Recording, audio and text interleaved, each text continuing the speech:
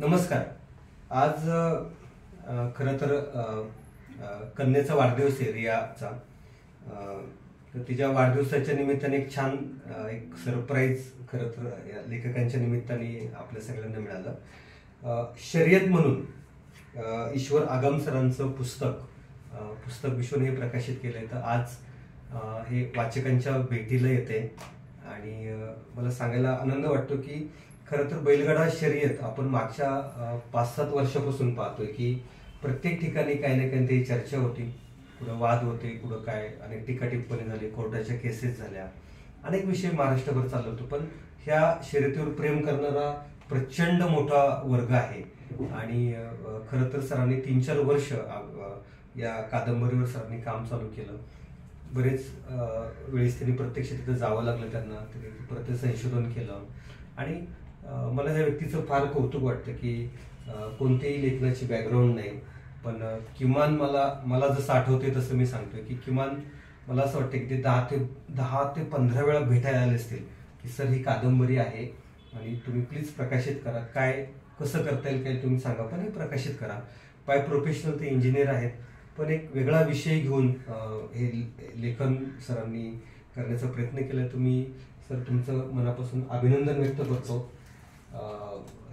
अशी फार लोक कमी आहेत की संडे फंडे बाहेर फिरणे, हे करणे ते करणे सगळे करतातच, पण रविवार शनिवारचा वेळ ह्या अभ्यासाला एक वेगळा विषय घेऊन त्या विषयाचा अभ्यास करणं पुस्तक. आणि तुम्ही आतमध्ये बघितलं तर ह्यामध्ये खूप चांगले स्केचेस टाकलेत, त्यांनी रेफरन्सेस दिले आहेत, म्हणजे बॅकग्राऊंडचा ब्लर हा खूप वेगळ्या पद्धतीने मांडलेला आहे. तर सो मला खात्री की हे सगळं हे पुस्तक वाचकांना नक्की आवडेल. एक नवीन प्रयोग करणाऱ्या व्यक्तीच्या पाठीशी आपण सगळे उभे राहू. पुस्तक विश्वमध्ये आहे, सर्व दुकानांमध्ये बी उपलब्ध होईल. आपला कॉल सेंटर्स नंबर आम्ही खाली डिस्क्रिप्शनमध्ये टाकू, तर त्यावरून तुम्ही पुस्तक घरपोच महाराष्ट्रभर, भारतभर, जगभर तुम्ही मागवू शकता. तर मी या निमित्ताने आज आपल्या ऑफिसला ईश्वर सर आले, त्याबद्दल मी धन्यवाद व्यक्त करतो आणि सरांना विनंती करतो की सर आपण एक थोडक्यामध्ये या पुस्तकाबद्दलची संकल्पना आणि हे कसं हे निर्मितीपर्यंतचा प्रवास आपण मांडावा.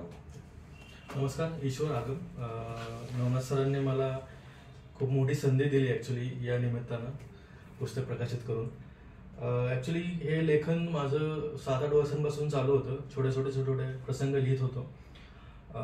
गेल्या 7 ते 8 वर्षांपासून ॲक्च्युली बैलगाडा शर्यत सर्वोच्च न्यायालयानं त्याला बंदी घातली होती आणि आत्ता मागच्या 2-3 वर्षांपासून ते चालू झालं.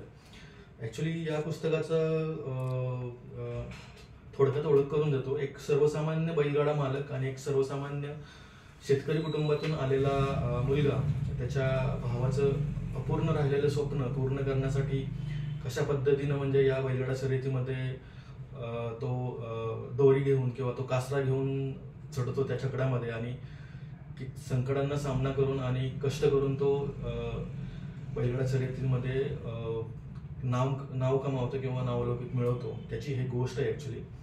तर खूप ठिकाणी मी ॲक्च्युली हे कादंबरी घेऊन गेलो होतो, पुण्यातल्या मोठमोठ्या प्रकाशकांना सुद्धा भेटलो होतो. पण बैलगाडा शर्यत म्हटलं की खूप गावठी किंवा एक खालच्या लेवलचा खेळ किंवा बैलांना छळ करून ते खेळला जातो, त्यामुळे कोणी इंटरेस्टेड नव्हतं. तरी पण नवनाथ सरांनी माझ्यावर विश्वास दाखवला आणि हे पुस्तक प्रकाशित करण्याचं धाडस केलं, त्याबद्दल खरंच मी त्यांचा आभारी आहे. आणि सर्व वाचक वर्ग या कादंबरीचं स्वागत करतील आणि मला पुढील लेखनासाठी प्रोत्साहन देतील असा विश्वास आहे. धन्यवाद. अरे वा. Yes, thank you sir. नक्कीच सर्व वाचक पाहत असतात, आपले बरेच फॉलोअर्स आहेत पुस्तक विश्वचे. तर आम्ही सगळ्या वाचकांना हेच आव्हान करू. एक वेगळा विषय आहे, छान विषय आहे.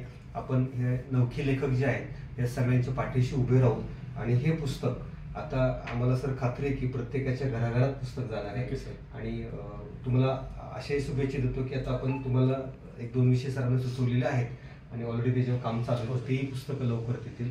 आपल्याला हेच हवं आहे की पुस्तक लिहिण्यासाठी तुम्हाला विशिष्ट बॅकग्राऊंड किंवा विशिष्ट काही इतर हवंय असं नाहीये.